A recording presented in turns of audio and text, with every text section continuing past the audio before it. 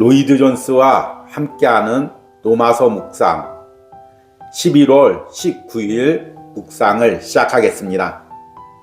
오늘 로마서 묵상의 제목은 허무한 세상 속에서도 입니다. 오늘의 로마서 말씀을 읽겠습니다. 오늘의 로마서 말씀은 로마서 8장 19절에서 22절입니다. 피조물이 고대하는 바는 하나님의 아들들이 나타나는 것이니 피조물이 허무한데 굴복하는 것은 자기 뜻이 아니요 오직 굴복하게 하시는 이로 말미암음이라. 그 바라는 것은 피조물도 썩어짐의 종노릇한 데서 해방되어 하나님의 자녀들의 영광의 자유에 이르는 것이니라. 피조물이 다 이제까지 함께 탄식하며 함께 고통을 겪고 있는 것을 우리가 아느니라. 아멘. 오늘의 로마서 강의 읽기입니다.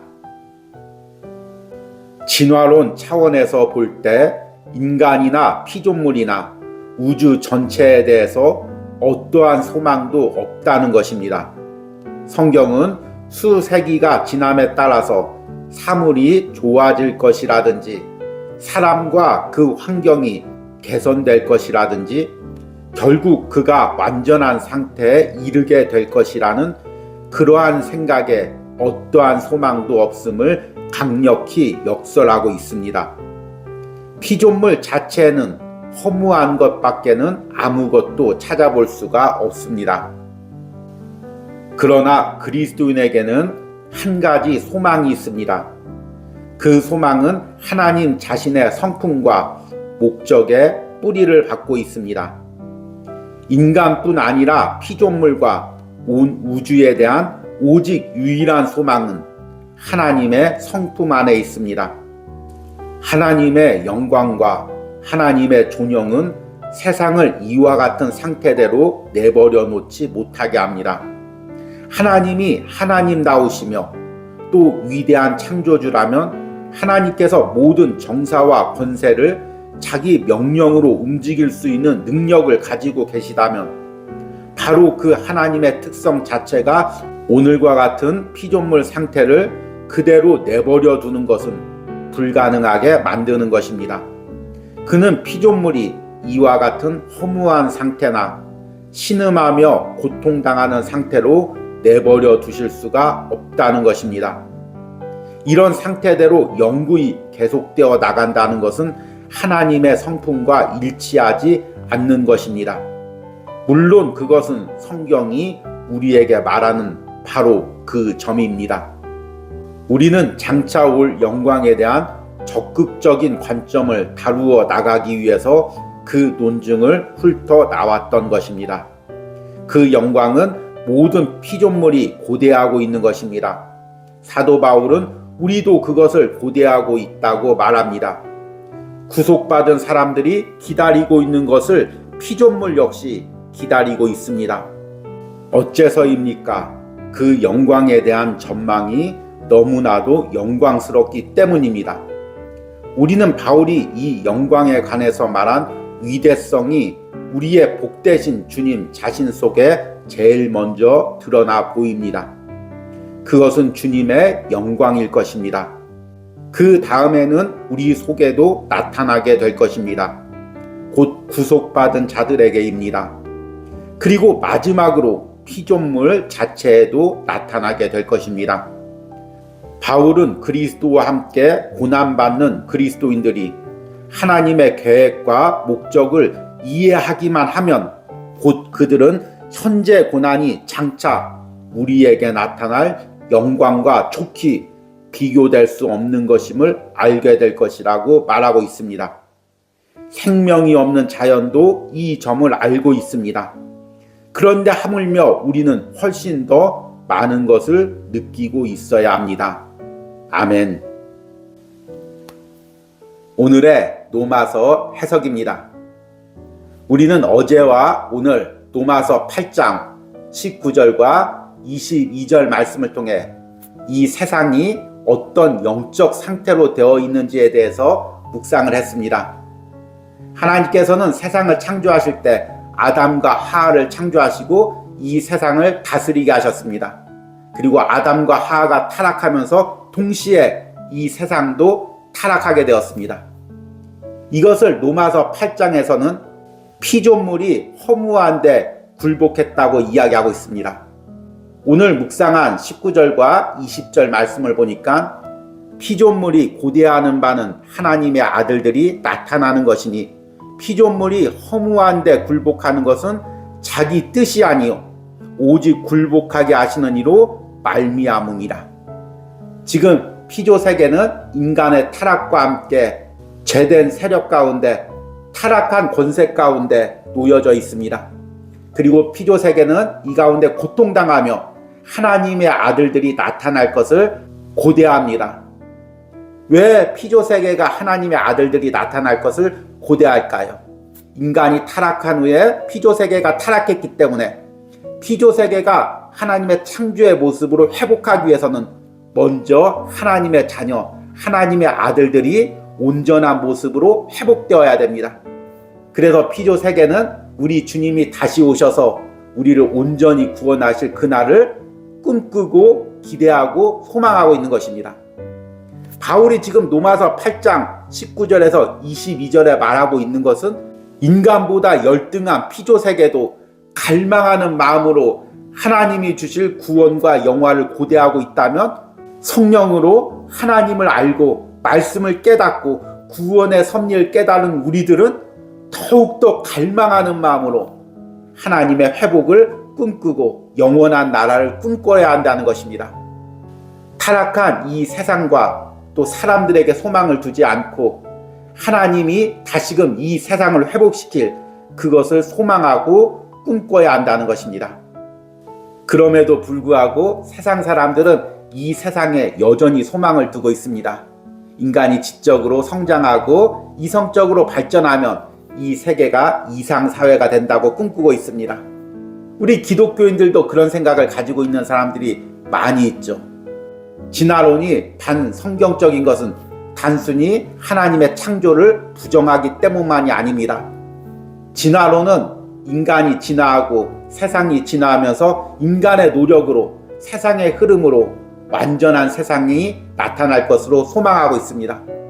진화론은 창조주 하나님에게 소망을 두지 않고 인간 자체나 인간의 진화, 인간의 이성의 발전에 소망을 두고 있습니다. 그러나 성경은 타락한 이 세상, 타락한 인간 본성에는 소망이 없다고 말하고 있습니다. 오직 소망은 우리 하나님에게 있습니다. 하나님께서 선하신 성품으로 이 세상을 창조하셨기에 타락한 우리들과 세상에도 불구하고 다시금 하나님의 창조의 모습으로 회복할 것을 하나님의 성품에 기대면서 꿈꾸고 있는 것입니다. 이 부분을 오늘 로마서 강해에서는 이렇게 이야기하고 있습니다. 그러나 그리스도인에게는 한 가지 소망이 있습니다. 그 소망은 하나님 자신의 성품과 목적에 뿌리를 받고 있습니다. 인간뿐 아니라 피조물과 온 우주에 대한 오직 유일한 소망은 하나님의 성품 안에 있습니다. 하나님의 영광과 하나님의 존영은 세상을 이와 같은 상태로 내버려 놓지 못하게 합니다. 하나님이 하나님다우시며 또 위대한 창조주라면 하나님께서 모든 정사와 권세를 자기 명령대로 움직일 수 있는 능력을 가지고 계시다면 바로 그 하나님의 특성 자체가 오늘과 같은 피조물 상태를 그대로 내버려 두는 것은 불가능하게 만드는 것입니다. 결국에 하나님의 성품에 의하면 하나님은 우리와 이 세상을 회복시킬 놀라운 계획을 가지고 있습니다. 그 회복의 첫 번째가 예수 그리스도의 죽음과 부활을 통해서 나타났습니다. 예수님께서 온전히 부활하신 몸으로 우리에게 나타났으므로 우리 역시 예수님과 같이 부활한 몸으로 죄 없고 흠 없는 몸으로 회복될 것입니다. 그리고 우리가 이렇게 회복되었을 때 이 피조 세계도 회복될 것입니다. 지금 로마서 8장은 그리스도 예수 안에서 성령의 인도를 받으면서 우리가 걸어가야 될 길, 우리가 소망을 두어야 될 것이 무엇인지를 분명히 이야기하고 있습니다. 우리의 소망이 어디 있습니까? 우리의 목표가 어디 있습니까? 내가 영원히 바라봐야 될 것이 무엇입니까? 세상이 아닙니다. 사람이 아닙니다. 세상을 바라보면 좌절할 수밖에 없습니다. 사람을 바라보면 실망할 수밖에 없습니다. 그러나 우리는 하나님을 바라봅니다. 하나님이 회복시킬 세상을 바라보고 하나님께서 구원하실 영혼을 바라보는 것입니다. 그것을 바라보고 걸어가는 것입니다. 이것이 허무한 세상 속에서도 우리가 소망을 가지고 걸어갈 수 있는 이유입니다. 문제는 하나님께서 주실 그 온전한 회복의 날까지 우리는 이 허무한 세상 속에서 소망을 가지고 살아가야 됩니다. 그런데 세상을 보니 허무합니다. 사람을 보니 허무합니다. 제가 며칠 전에 어떤 식당에 들어가서 식사를 했습니다. 그런데 거기 사장님하고 종업원하고 음식을 만들면서 대화하는 내용을 들었습니다. 대화가 아주 자극적입니다. 이 세상 망해버렸으면 좋겠어. 이렇게 죽으나 저렇게 죽으나 다 마찬가지니까 아예 그냥 전쟁이 나든 나라가 쫄딱 망하든 다 망해버렸으면 좋겠어. 얼마나 힘들면 그런 이야기를 할까 어느 정도 이해가 되면서도 너무나 절망적이고 소망이 없는 생각에 안타까웠습니다. 그런데 세상 사람들의 마음이 이렇습니다. 세상을 바라보니 소망이 없습니다.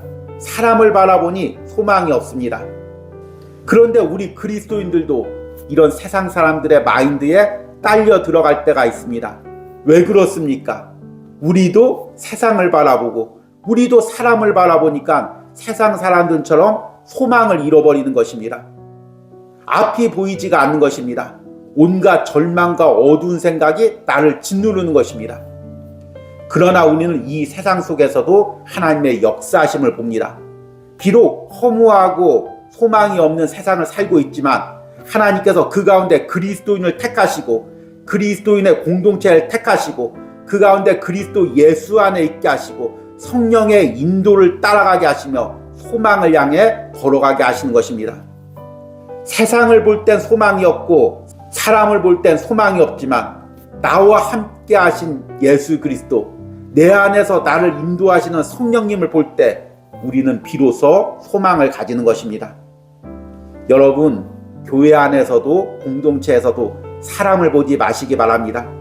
우리 교회를, 우리 공동체를 인도해 가시는 성령님의 인도하심을 보길 바랍니다. 우리 가정도 마찬가지입니다. 인간적인 생각으로 보면 우리 가정에 소망이 없는 것처럼 보입니다. 경제적으로도 앞이 보이지 않는 것처럼 보입니다. 자녀들을 봐도 소망이 없는 것처럼 보입니다. 그러나 우리 가정과 우리 자녀들을 인도해 가시는 하나님의 섭리를 보시기 바랍니다. 우리 가정이, 우리 공동체가 그리스도 예수 안에 있음을 소망하시기 바랍니다. 내 인생을 성령님께서 인도해 가심을 바라보시기 바랍니다. 그리고 결국에 하나님께서 온전한 회복으로 우리 영혼을 살리실 것을, 우리 가정을 살리실 것을, 우리 공동체를 살리실 것을 바라보시기 바랍니다. 여러분들이 이 로마서 말씀을 통해 우리의 소망을 세상에 두지 마시고 사람에 두지 마시고 오직 하나님께, 그리스도 예수께, 성령께 두시는 은혜가 있기를 간절히 소망합니다. 그리고 그 소망으로 오늘 하루를 살아가시기 바랍니다. 그 소망으로 남은 한 주를 살아가시기 바랍니다. 오늘의 적용과 기도입니다. 내가 세상과 사람들을 바라보며 실망하거나 허무감에 빠지는 것은 무엇입니까? 그럼에도 말씀을 통해 내 삶과 내가 속한 공동체에 베푸실 하나님의 회복과 영광을 보게 해달라는 기도를 드리시기 바랍니다. 우리 함께 기도하겠습니다. 피조물이 고대하는 바는 하나님의 아들들이 나타나는 것이니 피조물이 허무한데 굴복하는 것은 자기 뜻이 아니요 오직 굴복해 하시는 이로 말미암으니라. 주님, 세상을 바라보니 소망이 없습니다.